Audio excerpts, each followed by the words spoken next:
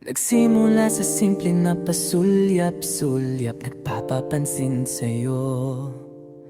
Umabot sa palitan ng mga mensahe, kilig na kilig ako. Kumusta? Kain na? Hello, magandang umaga. Ingat ka, pahinga, huwag kang masyadong magpupuyat pa.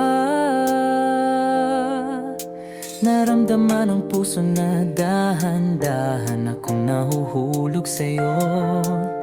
Sa kada araw natin na pag-uusap, meron ang namumuo. Hindi ko na alam kung ano ang patutunguhan. Ang hiling ko lang naman na itong naramdaman